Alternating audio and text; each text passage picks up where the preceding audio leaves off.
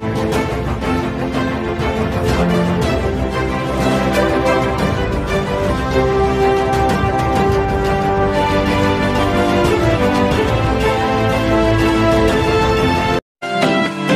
Anda diberkati, jangan lupa like, subscribe, dan tekan belnya. Baik, saya lanjutkan sedikit ya. Saya langsung share ini. Dah, PowerPoint-nya masuk ya? Ya, oke. Sekarang tinggal di share screen apa dibesarin. Oke, good. Ya, saya ulangi lagi singkat tadi. Ada dua pendapat. Ini tadi ya. Ya. Saya ulangi review singkat dulu. Ya.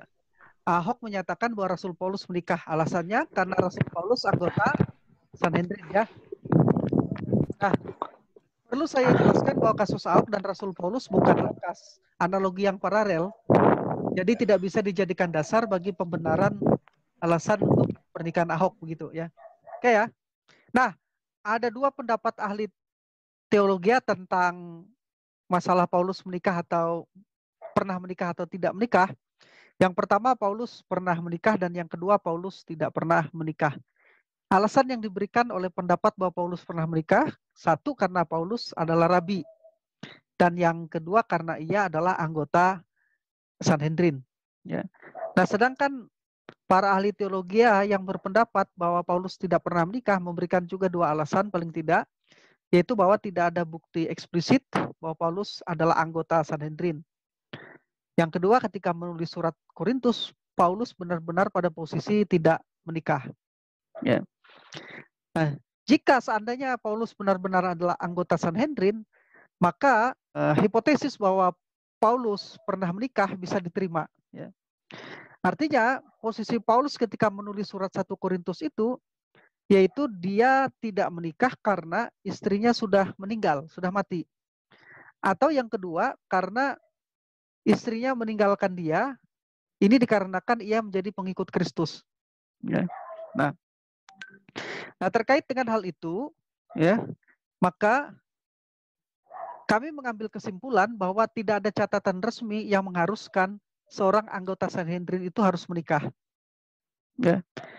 Ini dalam catatan saya, tidak ada kualifikasi tertulis bahwa anggota Sanhedrin itu harus menikah. Ya. Kecuali dengan beberapa kutipan yang sepertinya memberikan indikasi bahwa mereka harus memiliki anak. Ya. Jadi seorang anggota Sanhedrin itu dikatakan memiliki anak. Nah, dengan indikasi itu dianggap bahwa anggota Sanhedrin itu menikah. Tapi secara tertulis tidak ada pernyataan bahwa anggota Sanhedrin itu harus menikah secara tertulis. Ya. Nah, demikian juga anggota Sanhedrin itu tidak boleh orang yang mandul dan juga tidak boleh orang yang terlalu tua. Jadi syaratnya itu dia memiliki anak, bukan orang yang mandul, dan juga bukan orang yang terlalu tua untuk menjadi anggota Sanhedrin. Nah, tapi sebenarnya yang sangat utama untuk menjadi anggota Sanhedrin itu dalam catatan saya, kualifikasinya itu adalah berbicara tentang wisdom, hikmat. Ya. Nah, jadi orang yang menjadi anggota Sanhedrin itu kualifikasi utamanya adalah bahwa dia adalah seorang yang penuh dengan hikmat. Ya. Dia benar-benar ahli dalam hukum Taurat. Dia juga berpengetahuan di dalam pengetahuan umum, cukup luas pengetahuan umumnya. Begitu ya. Jadi yang dituntut adalah itu. Nah, kita tahu bahwa jumlah anggota Sanhedrin ini kan 70 plus 1. 1 itu ketuanya. Dia terdiri dari paling tidak orang Saduki dengan orang-orang Farisi. Paulus memang mengakui dirinya orang Farisi, tapi dia tidak pernah mengakui dalam Alkitab bahwa dia anggota Sanhedrin, tidak. Cuman ada indikasi-indikasi, misalnya di Kisah Para Rasul pasal 23 ayat yang ke-10 kalau tidak salah, di sana dia mengatakan bahwa dia menggunakan haknya. Ya, menggunakan haknya. Ya. Nah, itulah indikasi-indikasi yang dipakai untuk menyatakan bahwa Paulus adalah anggota Sanhedrin, ya. Jadi walaupun Alkitab memberikan indikasi, ya, bahwa Paulus menyatakan bahwa dia memiliki persetujuan, misalnya terhadap Stefanus ketika Stefanus itu dirajam dengan batu, ya, orang-orang menaruh jubah di kaki Paulus dan Paulus memberikan persetujuan. Tapi tidak menyatakan bahwa dia adalah anggota Sanhedrin, tidak sama sekali. Ketika Paulus berada di mahkamah dibawa, ya, waktu itu kan ada mazhab Saduki dan Farisi yang berkumpul di situ. Paulus dalam konteks itu sebenarnya tahu bahwa dua kubu ini bertikai tentang satu mempercayai adanya kebangkitan, satu tidak. Makanya Paulus hadir di tengah-tengah gitu pada saat di Kisah Rasul 23 itu. Ya. Nah, kemudian yang kedua, Alkitab tidak pernah menulis bahwa Rasul Paulus adalah salah satu anggota Sanhedrin, walaupun sepertinya memberikan indikasi. Ya, jadi yang pertama tidak ada catatan resmi yang tertulis yang mengharuskan seorang anggota Sanhedrin itu harus menikah. Ya, tapi memang salah satu kebiasaan atau hal yang diajukan adalah mereka mempunyai anak. Itu logikanya kalau mereka mempunyai anak, maka dia pasti menikah gitu kan. Logikanya di situ. Tapi secara tertulis tidak ada begitu ya. Yang menyatakan anggota Sanhedrin harus menikah itu. Tidak ada.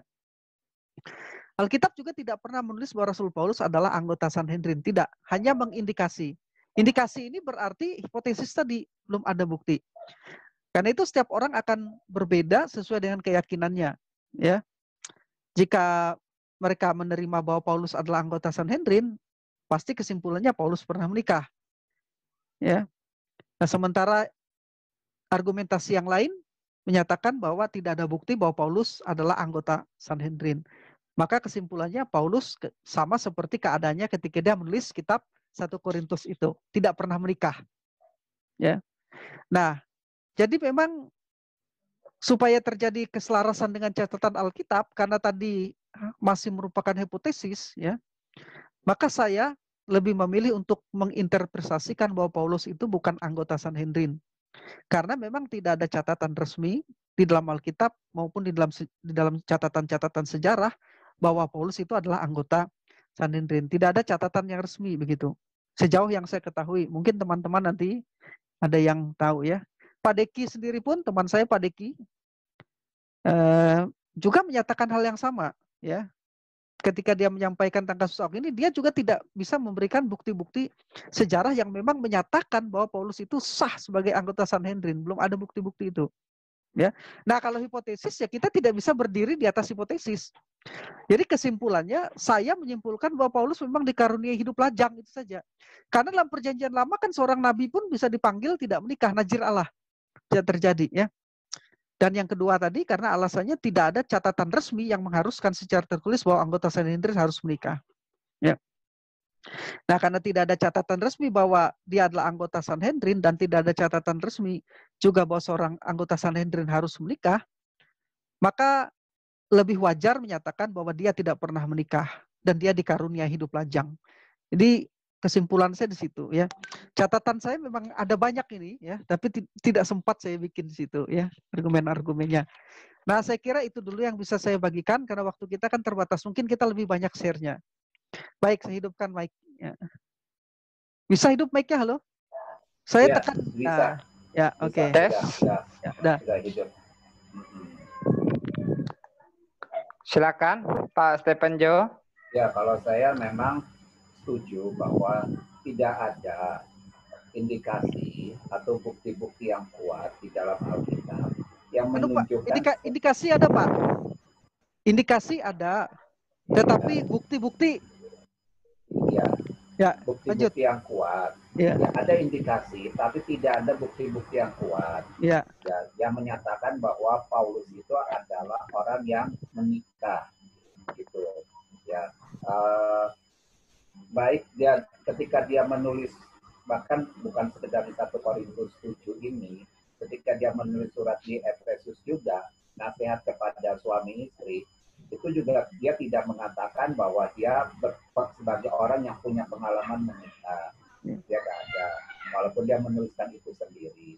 Jadi saya setuju bahwa tidak ada bukti yang kuat. Lalu yang kedua, bukti bahwa Paulus itu adalah anggota Sanhedrin ini secara kuat nggak ada. Karena apa? Saya melihat ke dalam Filipi 2 ketika Paulus menceritakan tentang siapa dia di Filipi 2 itu. Itu sama sekali dia tidak pernah menyebutkan ya dia tidak pernah menyebutkan bahwa dia itu siapa, ya bahwa dia itu adalah anggota Sanhedrin. Anggota Dia mahkamah kan itu ya. dia anggota mahkamah Ya. pengadilan agama itu. Ya, di situ kan diuraikan dia siapa, Ya. lalu kan kemudian dia dikatakan, tapi semua itu gua anggap sampah. Ya. Jadi sebenarnya dari awalnya sudah kita sih tegas dan jelas bahwa Paulus itu satu lebih cenderungnya adalah memang dia tidak menikah. Ya. Atau saya lebih senangnya dia belum sempat menikah. Ya. Yang kedua, Keburu Paulus dipanggil Tuhan ya. Keburu dipanggil Tuhan. Dikaruniai karunia hidup lajang kan? Seperti John Stott itu ya. John Stott kan Ya, dikaruniai hidup lajang. John Stott. Sebenarnya apa yang Tuhan Yesus katakan dalam Matius 19 dengan 3 kualifikasi orang yang dalam hal untuk menikah atau tidak menikah. Tahu ya, di Matius 19 yang ayat yang berapa 12-nya itu ada orang yang memang sejak awalnya dipanggil tidak menikah, ada orang yang tidak menikah karena orang lain, akibat orang lain, ada orang yang tidak menikah karena keputusannya sendiri. Nah, saya sih melihat Paulus ini tidak menikah karena memang lebih kepada panggilannya begitu loh. Panggilannya bukan karena dia tidak mau menikah atau karena dibuat oleh orang lain, tetapi karena panggilannya. Ya. Jadi kesimpulan saya, kalau mengkaitkan langsung dengan apa yang dikatakan Ahok itu, ya setuju. Ini antara, saya melihatnya analogi apel sama jeruk. Yeah. Bukan apel sama apel. Jadi nggak sejalan, analogi yang tidak sejalan. Tidak paralel. Jadi tidak paralel. Jadi apa yang dikatakan Ahok itu sih ya saya sih memakluminya ya pendapat dia pribadi, dan dia juga cukup blunder dengan dia mengatakan saya ini Kristen Ortodoks, sementara dia ditolak juga sama ketua Kristen Ortodoks Indonesia, dia bukan anggota kami. Jadi kesimpulan saya ya Ahok itu ya ngomong ya dia asal ngejeblak aja. Ya. Dan yang kedua ya bagusnya nih dari pihak Pak Sam ya membuat satu analisa ini, dan saya dorong untuk menyampaikannya secara ringkas, tegas, jelas di YouTube. Karena baru saya lihat Pak Simarmata aja, Gembala Sidang GPDI di Salatiga, apa nama GPDI saya lupa, yang dia menegaskan. Tapi dia menegaskannya hanya bilang bahwa Paulus itu adalah memang tidak menikah tanpa didasari dengan alasan-alasan yang cukup logis dan rasional seperti ini nih, logis dan teologis. Nah, saya pikir apa yang Pak Sam sampaikan ini, saya pikir ini alasan yang sangat logis dan teologis. Monggo Pak disampaikan di YouTube Pak, kalau perlu malam ini Bapak bikin kontennya, Bapak sampaikan. Mumpung masalah Ahoknya belum terlalu masih viral gitu kan. Iya. Jadi menarik sekali. Saya pikir seperti itu. Kita dengar dulu dari Pak Sitomorang Pak. Ya. Pasitor. Dipanggilnya Pasitor aja ya, kayak sastrawan dulu. Pak Sitomorang. Panggilannya Pasitor. Ya. Oke, jadi terima kasih. Begini ya, saya coba lihat dari sudut yang lain gitu ya. Kemungkinan besar, ya mungkin saya pakai bahasanya Pak Ahok, kemungkinan besar karena beliau itu kan seorang pembelajar. Dia juga banyak hidup di lingkungan pendeta begitu ya. Ketemu dengan para pendeta. Mungkin dia dapat informasi tentang hal tersebut, jadi dia, halo? Ya. Halo? Terus Pak. Ya, terus. Jadi bisa saja diadopsi begitu ya. Nah, yang seperti Pak Samuel bilang tadi itu kan bahwa ada dua pandangan begitu. Ada yang pandangan yang setuju Paulus pernah menikah, dan ada yang tidak setuju begitu ya. Ya. Nah, baik setuju maupun tidak setuju, saya rasa bukan sesuatu hal yang besar yang harus saling menyesatkan ya. Ya, betul. Lagian kita tahu istilahnya ini bukan suatu masalah yang besar, karena bukan sesuatu hal yang haram. Kita tahu bahwa pernikahan itu adalah sesuatu yang kudus. Betul kan ya? Ya. Itu yang harus kita pegang dulu. Hanya buktinya apakah memang benar, itu saja. Bukan berarti kalau seandainya Paulus pun pernah menikah, kenapa memangnya begitu kan? Tidak ada Istilahnya, pengaruh dengan kerasulannya tuh. enggak ada kerasulannya. Iya. Ya kan? Karena itu Lalu terjadi saya kan sebelum dia pernikahan itu dianggap terjadi sebelum dia dipanggil kan? ya Ya, terus begitu. lanjut. Seandainya dia di waktu menjadi rasul pun pernah menikah, saya rasa enggak ada masalah begitu kan ya. Hanya kita belum pernah mendapat sumber-sumber klasik, bukti-bukti klasik. Yang ada itu hanya Petrus dan lain-lain aja di sumber-sumber klasik dari Bapak Gereja. Betul. Tetapi seperti William Barclay, F.F. Bruce, sama Joachim Jeremias itu sendiri kan ini dia. Mereka berpendapat pernah menikah. Hanya ada 2 pandangan dari William Barclay, kalau istrinya sudah meninggal atau istrinya meninggalkan Paulus karena Paulus beralih kepada kekristenan begitu. Nah, ya mungkin saya masih belum banyak mengumpulkan data soal itu ya, masih belum bisa memastikan. Hanya saya rasa kalau seandainya nanti ada kemungkinan ternyata Paulus pernah gitu kan, why not gitu kan, masalahnya apa masalahnya begitu. Nggak jadi masalah. Sebab begini, seorang rabi ini bukan ngomong hanya seorang Sanhedrin, karena Sanhedrin itu kan kumpulan para rabi-rabi. Ya. Seorang rabi itu memang dia bukan seperti pastor, bukan seperti kardinal, bukan seperti paus, ya kan? Tetapi dia juga harus punya kehidupan keluarga. Ya, bahkan waktu dulu pernah saya diskusi dengan tetangga di sebelah, waktu pernah membahas tentang Yesus, apakah Yesus pernah menikah atau tidak, dia menunjukkan salah satu blog orang Yahudi asli, bahwa seorang rabi tidak dapat dikatakan suci kalau dia tidak menikah. Begitu dari itunya. Nah, memang saya banyak baca literatur memang ketika membahas apakah seorang rabi Yahudi harus menikah, itu direkomendasikan secara tinggi untuk para rabi menikah. Itu beberapa sumber. Tetapi Rabam dia punya pemahaman berbeda. Rabam itu seorang rabi dalam Talmud itu, dia seperti tulisan Paulus.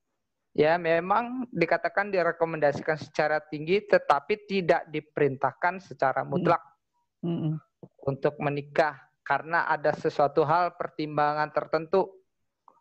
Ya kan, sama seperti Pak Rasul Paulus kan, kalau dia mau menikah daripada dijatuh dalam dosa.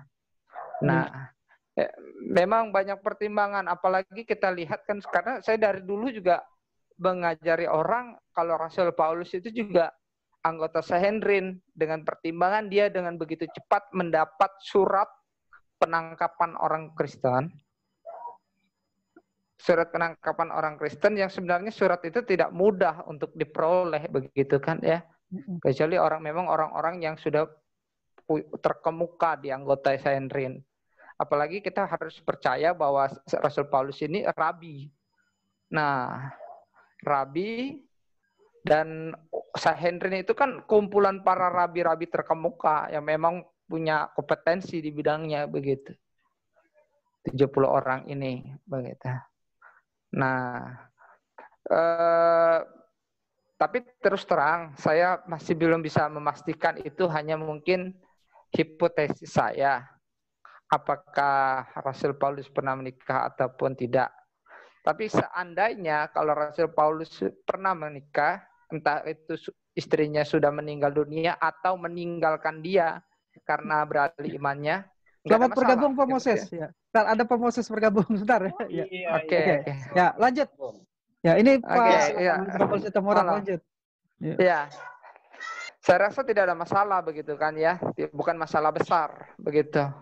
Hanya kita mungkin perlu cari bukti-buktinya dari sumber-sumber klasik bapak-bapak gereja. Tapi kalau dari para teolog, sudah ada 3 orang yang berpandangan. Jadi Ahok ini tidak sendirian. Ada teolog-teolog besar seperti William Barclay, F.F. Bruce, Joachim Jeremias, ya, Mereka berpandangan memang Rasul Paulus pernah menikah.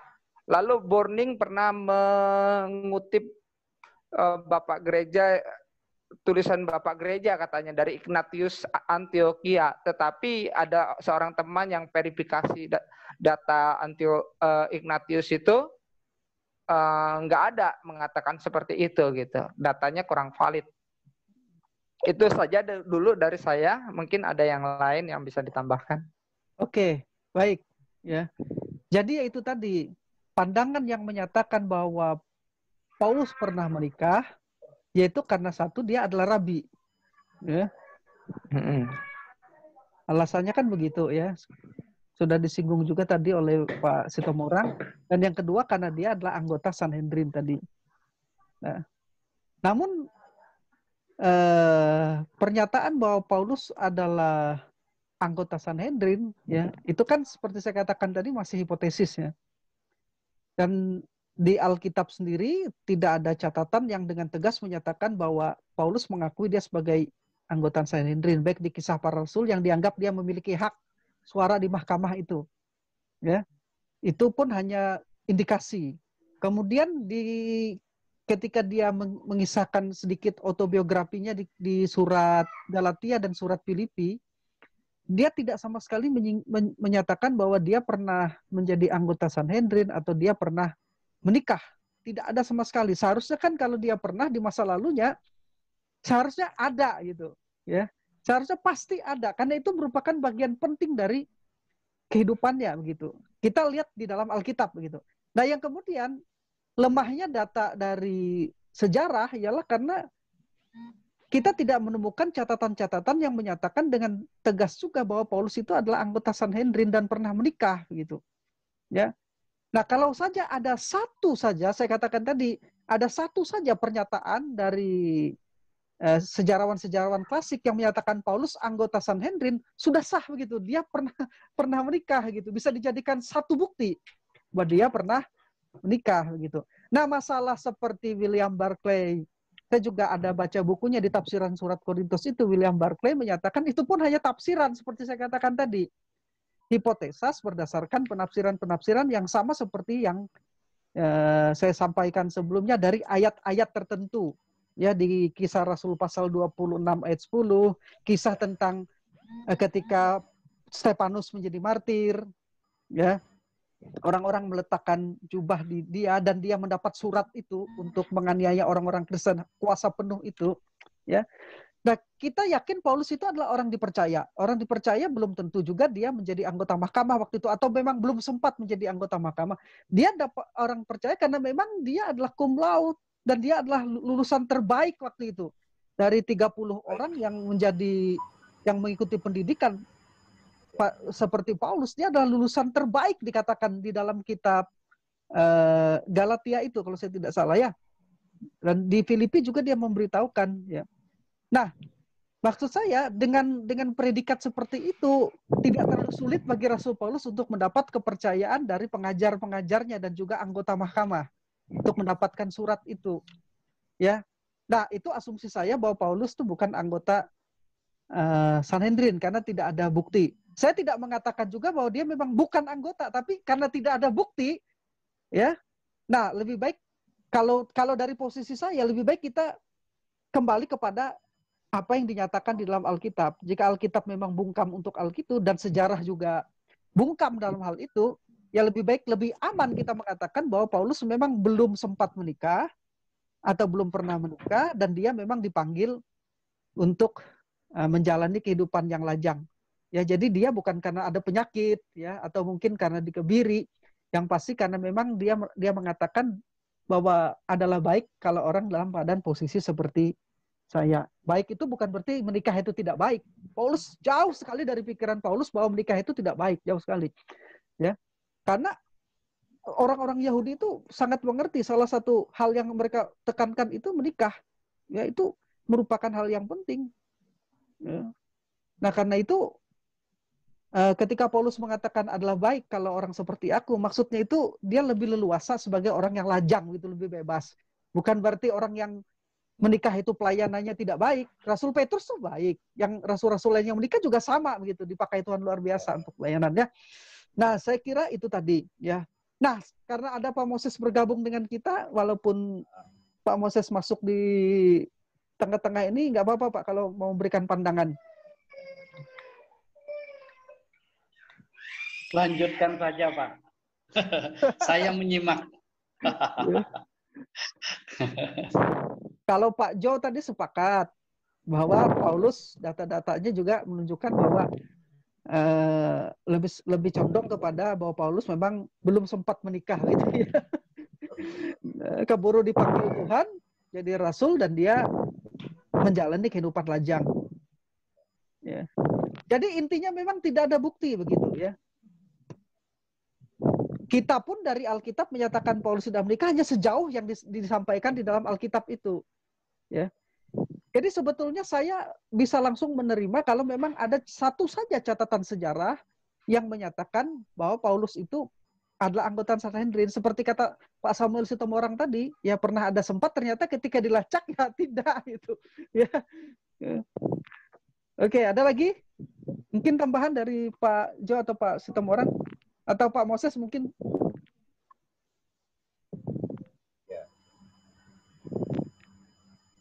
Jadi kalau saya sih melihatnya sih memang pasti yang pertama Paulus itu ketika dia hadir di dalam catatan Alkitab yang pertama kali ketika ditulis dalam Kisah Para Rasul, Paulus hadir ketika Stefanus kan dirajamati. Di situ kan disebutkan pertama kali Paulus gitu ya. Itu saya sih menginterpretasikannya Paulus itu masih usianya muda. Betul. Dengan semangat yang berapi-api. Untuk apa? Untuk membinasakan atau memberangus aliran baru gitu loh. Aliran baru. Yang dia sebut adalah sekte Nasrani. Gitu. Betul. Nah, maka itu dia minta izin dari imam besar untuk mengejar orang-orang Nasrani ini sampai ke mana-mana, ke kota-kota. Nah, kalau dari sini saya melihat indikasinya juga, saya bertanya, apakah dia seorang anggota Sanhedrin? Nah, itu kan pertanyaan di situ juga. Tetapi dia adalah orang yang, kalau saya melihatnya lebih kepada dia orang yang sangat dipercayai, orang yang sangat dihormati di kalangan Sanhedrin. Kenapa? Karena dia memiliki satu reputasi yang bagus tadi. Kedua, gurunya dia memang terkenal, Gamaliel gitu kan, ahli Taurat yang terkenal di Yerusalem. Dia belajar sama itu dan juga dia adalah siswa yang cerdas. Sehingga akses dia untuk ke mahkamah agama itu cukup dekat banget. Saya lebih melihatnya dia punya akses yang cukup baik sehingga dia bisa minta surat untuk mengejar kaum Nasrani begitu. Sehingga dalam perjalanannya dia ya selalu memburu dan dia dipanggil Tuhan. Jadi kalau saya langsung menjawab kepada dua hal. Apakah dia anggota Sanhedrin? Tidak jelas.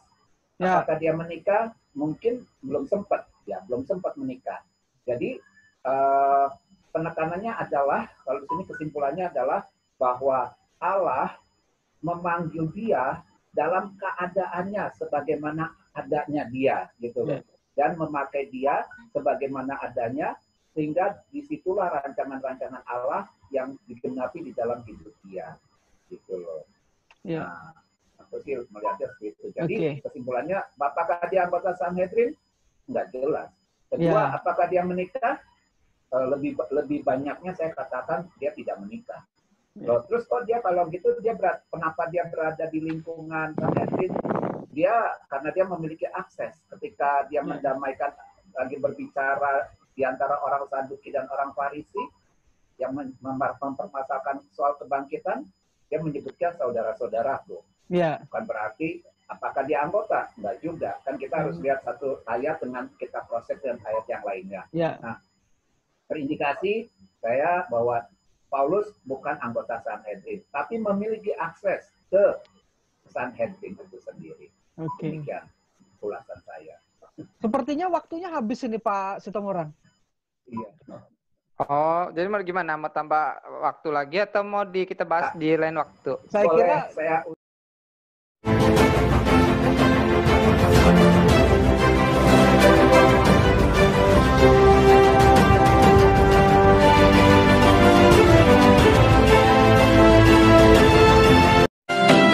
Bila Anda diberkati, jangan lupa like, subscribe, dan tekan belnya.